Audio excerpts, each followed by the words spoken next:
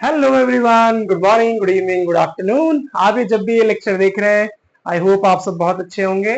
So basically अभी हम class 12th के सिलेबस को आगे बढ़ा रहे हैं। चैप्टर 1 इलेक्ट्रिक चार्जिंग फील्ड्स हमने कर लिया है, chapter 2 electric potential and capacitance कर लिया है। उसके सारे लेक्चर्स आपके पास हैं। आप सीधा जाइए, सर्च करिए physics doctor electric potential and capacitance या physics doctor electric field and charges, तो आपको लेक्चर्स वहां पे मिल जाएंगे। तो बेसिकली एज यू नो, हमारा फोकस है क्लास 12th में जितने भी न्यूमेरिकल्स आते हैं चैप्टर्स में या किसी भी टॉपिक से रिलेटेड, हम मेनली उन क्वेरीज को सॉल्व करने के लिए हमारा ये चैनल है।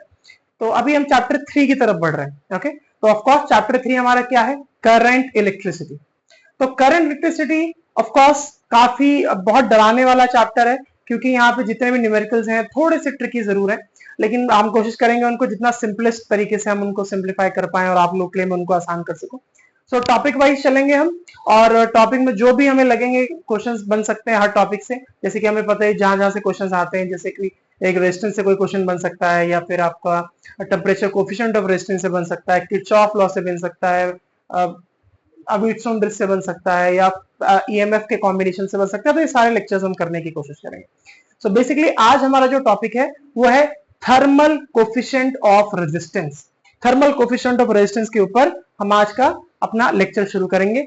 मैंने ऑलरेडी यहाँ एक क्वेश्चन लिखा हुआ है, पहले मैं आपको थोड़ा कंसेप्ट समझा दूंगा। देखो, एक बात हमें पता होनी चाहिए कि जैसे जैसे हम रेजिस्टेंस को बढ़ाते हैं, ये चलो ऐसा करते हैं, वाइस वर्सा चलते हैं कि देखो जैसे जैसे हम टेम्परेचर को राइज करते हैं, तो टेम्परेचर बढ़ाने से क्या होता है, जो अंदर इलेक्ट्रॉन्स प्रेजेंट होते हैं जो वायर के अंदर मूव कर रहे हैं, टेम्परेचर बढ़ाने से उनकी रैंडमनेस बढ़ जाती है, या ऐसा कहें कि उनके आपस में जो कोलिजन है वो फास्ट होने लग जाते हैं। और जब फास्ट फास्ट कोलिजन होते हैं तो क्या होता है, उनका जो एवरेज रिलैक्सेशन टाइम है वो कम हो जाता है। और एवरेज रिलैक्सेशन टाइम और रेजिस्टेंस का इनवर्स रिलेशन होता है। हमें पता है R is equal to m l upon n e square tau average, है ना, इनटू ए। तो अगर ये इसका इनवर्स रिलेशन होता है तो हमें पता है जितना कम रिलैक्सेशन टाइम होगा उतना ज्यादा रेजिस्टेंस होगा। यानी कि अल्टीमेटली हम ये कंक्लूड कर सकते हैं कि टेम्परेचर बढ़ाने से रेजिस्टेंस बढ़ता है, क्योंकि नंबर ऑफ कोलिजन्स बढ़ते हैं, है ना, रैंडमनेस बढ़ती है। अरे आप मुझे खुद बताओ कि अगर आपको मैं गरम गरम रोड पे नंगे पैर छोड़ दूं तो क्या होगा? आप जल्दी जल्दी भागोगे ना, उछल कूद करने लग जाओगे। क्यों? क्योंकि टेम्परेचर बढ़ेगा तो आपकी रैंडमनेस बढ़ेगी, और रैंडमनेस बढ़ेगी तो आपके टकराने के चांसेस कहीं भी ज्यादा हो सकते हैं रोड पे, है ना, किसी भी गाड़ी से टकरा सकते हो। यही तो रेजिस्टेंस है, और क्या है। ठीक है, तो बेसिकली हम स्टार्ट कर रहे हैं थर्मल कोफिशिएंट ऑफ रेजिस्टेंस का जो न्यूमेरिकल यहां से बनता है उसके बारे में। तो हमारे पास जो इसका फॉर्मूला है, देखो अभी फिलहाल क्वेश्चन को इग्नोर करो, हमारे पास जो फॉर्मूला है वो है R is equal to R naught 1 plus alpha delta T. ठीक है, ये फॉर्मूला हमारे पास है थर्मल कोफिशिएंट ऑफ रेजिस्टेंस का, where R stands for resistance at T degree Celsius. ठीक है, R not stands for resistance at 0 degree Celsius, 1 plus alpha, और ये एल्फा ही है हमारा, इस एल्फा को ही कहते हैं thermal coefficient of resistance. Thermal coefficient of resistance, ठीक है, इसी को हम कहते हैं thermal coefficient of resistance. Okay, एक बात, और डेल्टा टी क्या हुआ? Of course change in temperature. इसका मतलब क्या हुआ? Change in temperature. कोई दिक्कत कि टेम्परेचर में कितना चेंज आया? सही। अच्छा देखो, ये हमारा एक यूनिवर्सल फॉर्मूला है जो हम हमेशा लगा सकते हैं, RT is equal to R naught 1 plus alpha delta T. लेकिन अगर फॉर एग्जांपल मैं आपको एक शॉर्टकट बता रहा हूं कि अगर आपको दो रेजिस्टेंसेस ऑलरेडी दिए हो और आपको अगर कोई वेरिएशन पूछा हो टेम्परेचर में, या आपको थर्मल कोफिशिएंट ऑफ रेजिस्टेंस निकालने को बोला हो यानी कि अल्फा, तो उस केस में आप इस फॉर्मूले को थोड़ा सा मॉडिफाई कर सकते हैं। फॉर एग्जांपल अगर मान लो एक 0 डिग्री को छोड़ के मुझे कोई दो अलग अलग टेम्परेचर पर रेजिस्टेंस और दिए हुए हैं, तो फॉर एग्जांपल मुझे मान लो एक x डिग्री पे आपको रेजिस्टेंस दिया हुआ है, तो यहाँ पे देखो 0 डिग्री का रेजिस्टेंस ही आएगा, यहाँ पे x डिग्री का रेजिस्टेंस आएगा, बाकी सब कुछ सेम रहेगा, और टेम्परेचर आ जाएगा x डिग्री माइनस 0। फिर मान लो एक y डिग्री पे हमें एक रेजिस्टेंस दिया हुआ है, तो यहाँ पे y डिग्री का रेजिस्टेंस आ जाएगा, ये 0 डिग्री रहेगा, 1 प्लस एल्फा तक सेम रहेगा, और यहाँ पे टेम्परेचर का डिफरेंस कितना हो जाएगा? y minus 0। तो अगर आप उन दोनों इक्वेशंस को कंपेयर करोगे ना, तो अल्टीमेटली आपके पास एक रिलेशन निकल के आ जाएगा, और वो रिलेशन क्या होगा? तो अगर आप मैं कंडीशन आपको बता दूं, देखो हमेशा के लिए याद रखो, थोड़ा शॉर्टकट है। If two resistances are given, if two resistances are given, तो उनका वेरिएशन हम कैसे दिखा सकते हैं? If two resistance are given तो उनके वेरिएशन को कैसे दिखाते हैं? देखो बहुत important formula, R2 is equal to R1 1 plus alpha delta T. ठीक है, देखो जो फॉर्मूला वहां ऊपर था ना, ये ऑलमोस्ट सेम है, इसी से हमने डिराइव किया है। मतलब पहले हमने R1 रेजिस्टेंस के लिए जब फॉर्मूला लिखा होगा तो R1 is equal to R0 1 plus alpha delta T लिखा होगा। फिर हमने R2 के लिए जब ये फॉर्मूला लिखा होगा तो R2 is equal to R0 1 plus alpha delta T लिखा होगा। दोनों को डिवाइड किया होगा, R0 से R0 कैंसिल हो गया होगा, सबको सिंप्लीफाई किया होगा, तो अल्टीमेटली आप इसी रिलेशन पर पहुंच जाएंगे। या फिर टू बी वेरी स्पेसिफिक, मेरे ख्याल से इस फॉर्मूले को हमें ऐसे लिखना चाहिए, अगर हम उस पूरे को सिंप्लीफाई करते हैं ना, तो अल्फा के लिए हमारा फॉर्मूला हो जाता है अल्फा इज इक्वल टू, देखो इसको नीचे लेके आऊंगा तो R2 अपॉन R1 हो जाएगा, और इस वन को उधर लाके माइनस करूंगा तो -1 हो जाएगा, एलसीएम लूंगा तो R2 माइनस R1 हो जाएगा। तो वही लिख रहा हूं मैं थोड़ा शॉर्टकट, तो R2 माइनस R1, और ऑफकोर्स एलसीएम लिया है तो नीचे R1 होगा, तो R1 हो गया, और नीचे क्या चल रहा है साथ में, ये डेल्टा टी मल्टीप्लाई का डिवाइड में चला जाएगा, तो ये हो गया डेल्टा टी। ठीक है, तो alpha is equal to R2 minus R1 upon R1 into delta T. तो ये हमारा फॉर्मूला एक और यूनिवर्सल है। अब इसमें अगर आपको अल्फा निकालना होगा तब भी ये फॉर्मूला एप्लीकेबल है, और हो सकता है यहां से अगर डेल्टा टी निकालना हो, चेंज इन टेम्परेचर, तो डेल्टा टी ऊपर चला जाएगा, अल्फा नीचे आ जाएगा, R2 minus R1 upon R1 into delta T. So this is how you can use this formula for different kind of questions. ठीक है, तो मैं एक क्वेश्चन आपके लिए करके दिखा रहा हूं, वैसे होपफुली वो एक ही क्वेश्चन में आपका कंसेप्ट क्लियर हो जाएगा। ठीक है, तो जब तक आप इसको नोट करिए।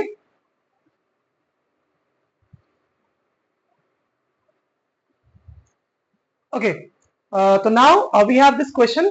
जो क्वेश्चन लिखा हुआ है यहाँ पे, क्वेश्चन क्या कह रहा है कि at room temperature which is 27 degree Celsius, हमें दिया हुआ है the resistance of a heating element is 100 ओम। मतलब रूम टेम्परेचर पे उसका रेजिस्टेंस कितना है, 100 ओम है। तो हमें ये दो चीजें दी हुई है कि ये रूम टेम्परेचर पे रेजिस्टेंस कितना है, 100 ओम, और बोला है कि what is the temperature of the element if the resistance is found to be 117। तो बोल रहे कौन से टेम्परेचर पर रेजिस्टेंस 117 हो जाएगा। तो आप देख पा रहे हो कि पहले रेजिस्टेंस 100 था, फिर रेजिस्टेंस बोल रहा है 117 हो जाएगा, मतलब ऑफकोर्स रेजिस्टेंस बढ़ा है, तो रेजिस्टेंस बढ़ा है तो टेम्परेचर भी बढ़ा ही होगा, ऑब्वियस सी बात है, क्योंकि आपको पता है टेम्परेचर बढ़ाने से ही रेजिस्टेंस बढ़ता है। तो अगर आप इस क्वेश्चन को शुरू करेंगे करना, तो देखो सिंपल सी बात है। तो अगर मैं इसको सॉल्व करूं तो हमें ऐसा दे रखा है कि रेजिस्टेंस एट 27 डिग्री सेल्सियस हमें दिया हुआ है, that is found to be 100 ohm, ये हमें दिया हुआ है। ठीक है, और हमें ये बोला है कि बताओ जो रेजिस्टेंस 117 ओम है, ये बताओ कि जरा किस टेम्परेचर पर रेजिस्टेंस जो है वो इतना हो जाएगा। तो हमें मतलब बेसिकली यहाँ पे T डिग्री सेल्सियस पे हमें बताना है कि रेजिस्टेंस 117 है, तो T डिग्री क्या है। तो सिंपल सी बात है, मैंने आपको जस्ट अभी अभी बताया कि जब भी आपको दो रेजिस्टेंस ऑलरेडी दिए हुए हो तो आप बड़ा वाला मतलब जो इसका universal formula R is equal to R0 1 plus alpha delta T, वो नहीं लगाएंगे। आप क्या लगाएंगे, जो इसका सिंप्लीफाइड वर्जन है, क्योंकि तो R0 तो यहाँ कुछ काम ही नहीं है, रेजिस्टेंस एट 0 डिग्री का तो कोई काम ही नहीं है, तो जब कोई काम ही नहीं है तो उसको लगाना है। देखिए जो हमारा ऑलरेडी डेराइव्ड फॉर्मूला है हम उसको लगाएंगे।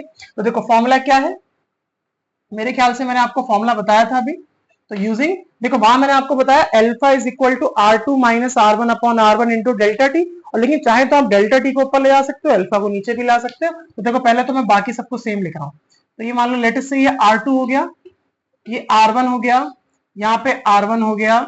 अब यहाँ पे देखो वहां डेल्टा टी लिखा था मैंने और यहाँ पे अल्फा लिखा था, तो इस अल्फा को यहाँ ले जा लेता हूँ, डेल्टा टी को यहाँ लेके चला जाता हूँ, तो बेसिकली ये मेरा डेल्टा टी हमारा टेम्परेचर हो गया, और अल्फा मैंने यहाँ पे नीचे लेके आ गया। ठीक है, ऑब्वियसली बात है, अब R1 जो है वो पहले रेजिस्टेंस रहा होगा, तो ऑब्वियसली बात है ये है R1, ये है R1, और R2 मतलब बात का रेजिस्टेंस, तो बेसिकली ये है R2, ये बात का रेजिस्टेंस हो गया, है ना। तो R2 माइनस R1, सिंपल सी बात है। तो अगर आप इसको सिंप्लीफाई करें, तो चलो मैं सिंप्लीफाई कर रहा हूं, तो यहाँ डेल्टा टी की वैल्यू कितनी हो गई, delta T is equal to, देखो R2 की जगह क्या आ गया 117, माइनस R1 की जगह क्या आ गया 100 ओम, अपॉन, ठीक है, R1 कितना हो गया R1 की वैल्यू कितनी हो गई 100, ठीक है। और यहाँ पे साथ में कितना आ गया अल्फा, और अल्फा कौन है थर्मल कोफिशिएंट ऑफ रेजिस्टेंस, देखो जिसकी वैल्यू यहाँ पे दी हुई है 1.70 इंटू 10 टू द पावर -4 पर डिग्री सेल्सियस। तो इसकी वैल्यू पर रख देते हैं यहाँ पे, है ना। तो कितना हो गया 1.70 इंटू 10 टू द पावर -4 पर डिग्री सेल्सियस, ठीक है। अब देखो सिंप्लीफाई करने में ना बच्चे अक्सर यहाँ पे फंस जाते हैं कि वो डिवाइड में इसको सिंप्लीफाई नहीं कर पाते। लेकिन सिंपल सी बात है, अगर आप ध्यान से देखो तो अगर मैं इसको सिंप्लीफाई करूं, मैं आपको तरीका बताता हूं। देखो सिंप्लीफाई करने का इसका बेस्ट तरीका क्या है, देखो सिंप्लीफाई करने का बेस्ट तरीका ये है कि सबसे पहले चलो मैं एक स्टेप तो यहाँ और आ जाएगा, delta T is equal to, देखो 117 माइनस 100 ऑफकोर्स 17, ठीक है। नीचे क्या चल रहा है 100, छेड़ने की जरूरत नहीं है। अब मैं यहां से अगर पॉइंट रिमूव करूंगा तो क्या आएगा, ऊपर 100 आएगा, तो ये लो मैंने लिख दिया ऊपर 100, ठीक है। अब नीचे क्या बच रहा है, देखो 10 टू द पावर -4। तो अगर आपको सिंप्लीफाई करने में प्रॉब्लम हो रही है ना अपॉन में, तो इस -4 को ऑलरेडी ऊपर ले जा लो। तो -4 को ऑलरेडी ऊपर लेके जाओगे तो क्या हो जाएगा प्लस का 4। अब यहाँ पे क्या खाली बच गया, यहाँ पे बच गया 1.70 में से पॉइंट हटा के आपने 2 जीरो ऊपर कर ही दिए थे, तो 170 बच गया, सिंपल। अब देखो 100 से 100 कैंसिल हो गया, है ना। अब एक जीरो से यहाँ पे एक जीरो कैंसिल हो गया, मतलब बचा 3। अब यहाँ 17 से 17 कैंसिल हो गया, मतलब यहाँ खाली क्या बचा 10 टू द पावर 3। मतलब अल्टीमेटली हमारे पास जो डेल्टा टी की वैल्यू है वो कितनी हो गई है 10 टू द पावर 3, मतलब 1000 डिग्री सेल्सियस।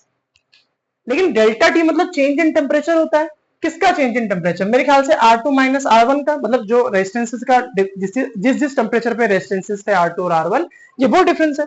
तो बेसिकली यहाँ पे क्या आना चाहिए, मान लेते हैं कि ये तो रूम टेम्परेचर पे था और ये T डिग्री पे था, तो मुझे टेम्परेचर का डिफरेंस कितना हो जाएगा T minus 27 degree Celsius is equal to कितना हो गया 1000 डिग्री सेल्सियस। अभी माइनस का 27 इधर आ गया, तो आपका टेम्परेचर कितना हो गया, आपका टेम्परेचर हो गया 1000 प्लस 27 डिग्री सेल्सियस। तो अल्टीमेटली कितना आ गया 1027 डिग्री सेल्सियस। तो यानी कि इस टेम्परेचर पर, ठीक है, आपका इस टेम्परेचर पर जाकर आपका रेजिस्टेंस जो है वो कितना हो जाएगा 100 से 117 ओम हो जाएगा। बस सिंपल, इतना सिंपल सा क्वेश्चन है, इसमें कोई रॉकेट साइंस नहीं है, बहुत आसान। अब ज्यादा से ज्यादा इसमें कोई वेरिएशन नहीं आ सकता, बस थोड़ा बहुत वेरिएशन तो भाई अब मैथमेटिकल वेरिएशन कुछ भी करते रहे। मान लो ये रेजिस्टेंस ना देके ये टेम्परेचर दे दे कि बोले कि if the resistance is 100 ohm at 27 degree Celsius, तो calculate the resistance at 1027 degree Celsius, तो ऑफकोर्स आंसर ही आएगा। अब भाई थोड़ा हेर एंड देर तो वो कर ही सकते हैं, या ज्यादा से ज्यादा एक वेरिएशन ये ला सकते हैं कि अगर मान लो रेजिस्टेंस ऐसा है तो बताओ इसका 50% कब होगा, है ना। तो ऑफकोर्स आप हाफ कर लोगे, तो उसमें कोई रॉकेट साइंस नहीं है, ठीक है, बहुत आसान टॉपिक है। तो आई होप आपको ये टॉपिक समझ में आया होगा। अगर आपको फिर भी अभी कोई डाउट है तो आप नीचे कमेंट सेक्शन में मुझे बता सकते हैं, मैं कोशिश करूंगा उस डाउट को क्लियर करने की, ठीक है। आई होप आगे पढ़ाई हो रही है। सो आज के लेक्चर के लिए बस इतना ही, थैंक यू वेरी मच।